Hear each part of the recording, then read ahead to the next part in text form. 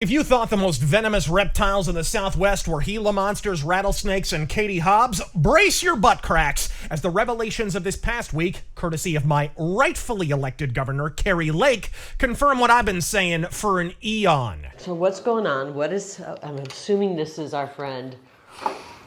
This is back east. There are very powerful people that want to keep you out. I know they do. But they're willing to put their money where their mouth is in a big way. So, this conversation never happened. What do they want? What do they want me to do? You want to stay out for 2 years. Is there a number at which I can be bought? not be bought? That's what it's about. You can take a pause for a couple of years. No. And then go right back to what you're doing. Where are we in 2 years if they steal the election again? Listen to what you're saying. Why don't we do something about it? What? So that we the people can pick our... What can we do? I'm not willing to accept that. And I'm going to be the biggest fucking pain in these people's ass. And go back and tell them that. I'm running, and I'm going to be the biggest pain in their fucking ass.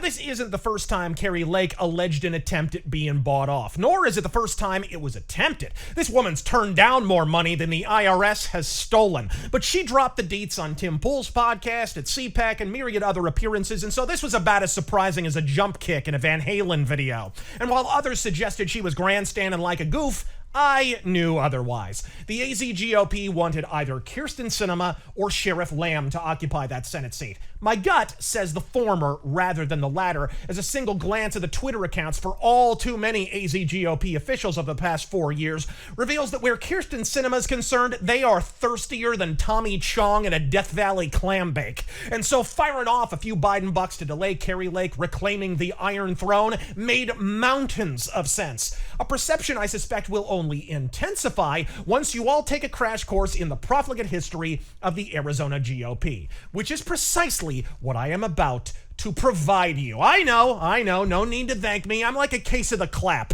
I just keep right on giving. In socialistic summation, after 2016, in which Trump salted the primary field, despite the McCain flake wing of the party making sure it had more rigging than the Spanish Armada, Jonathan Lyons was elected the limp-wristed regent of the AZGOP at a time when uniting the party was paramount, a tall order for a short man. And after a 2018 Senate election that was about as kosher as day-old Chipotle meat, his immediate, acrimonious response was to write a strongly worded letter on the subject. Whoa, slow down there, Rambo. You'll strain your wrist.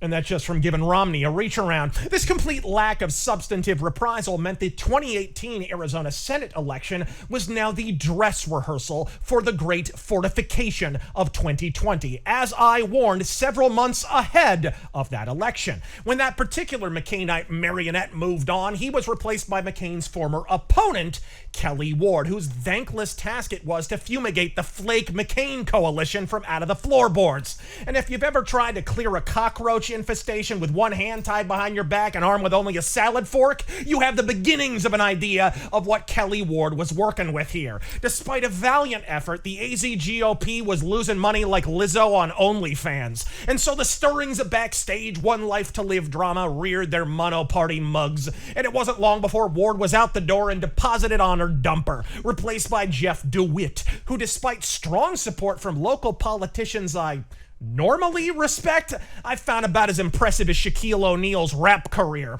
And this recorded call couldn't have confirmed it any harder. I want a fresh face right now for the reason that I've never seen anyone, I can't think of a single person in a federal race who's lost, ran in and won. I can't think of it. If you can think of it, let me know. I am not going to let these people who hate our fucking country tell me not to run. You should call them and tell them to get behind me. I mean, I can win, and they should get behind me. I will happily say those words. Yeah. Do you think my words will carry any weight? No.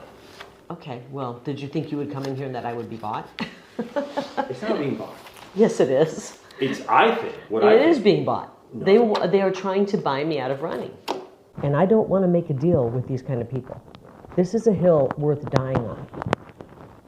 I'm not, if they're going to steal the election to make me and our movement go away, I'm not letting him do that. I owe it to the people of Arizona.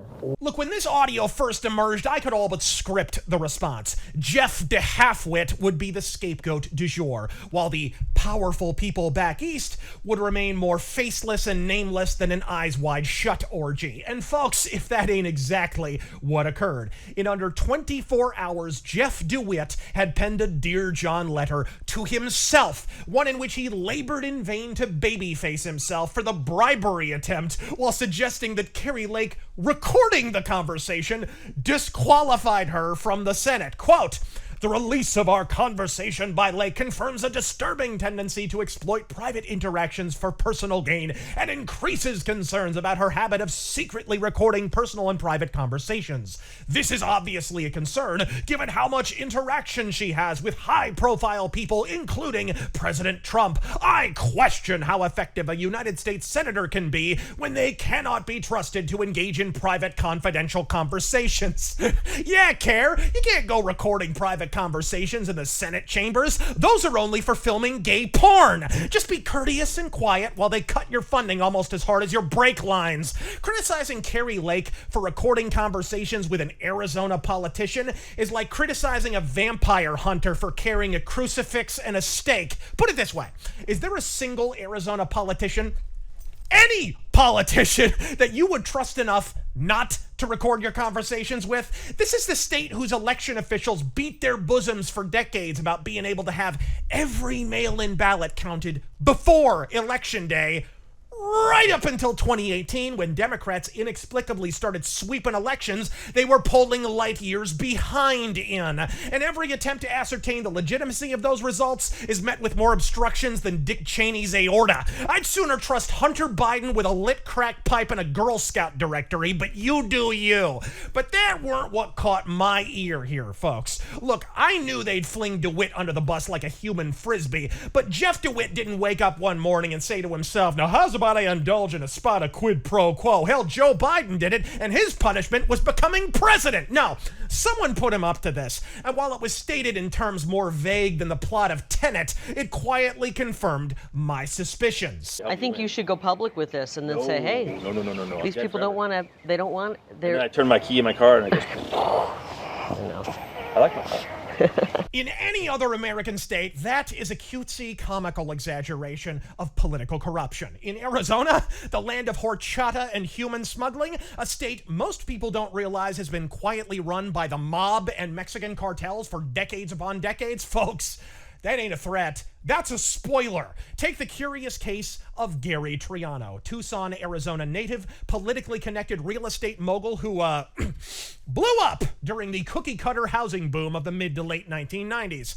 Now, it's an open debate who done it, but somehow between a wife that wanted out of the marriage, mobsters he owed millions to, and a political establishment his donation checks were habitually bouncing on, someone gave his car a Silkwood oil change. He headed out for work one day, adjusted his rearview mirror, turned the key in the ignition, and his eyes went from brown to blue. One blew east, one blew west, and his wife blew the hitman.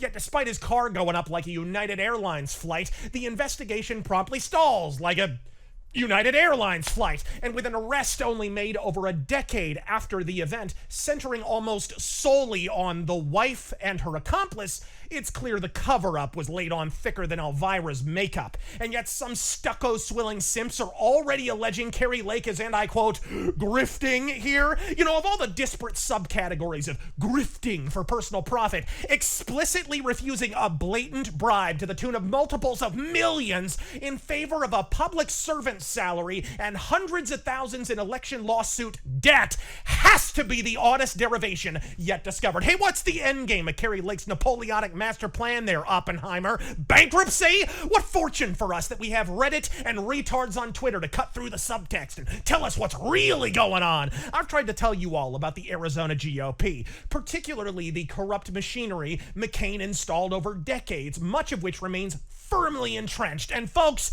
I warned you all about betting against the Razör. The Shadow famously asked, who knows what evil lurks in the hearts of men? But I'm going to say something now I never thought I would. The Shadow was wrong. Evil doesn't lurk. It moves at a full sprint. But as we learn from the Kenosha kid Kyle Rittenhouse, just because evil is moving at a full sprint doesn't mean it has to stay that way. I'm Razor Fist. Godspeed.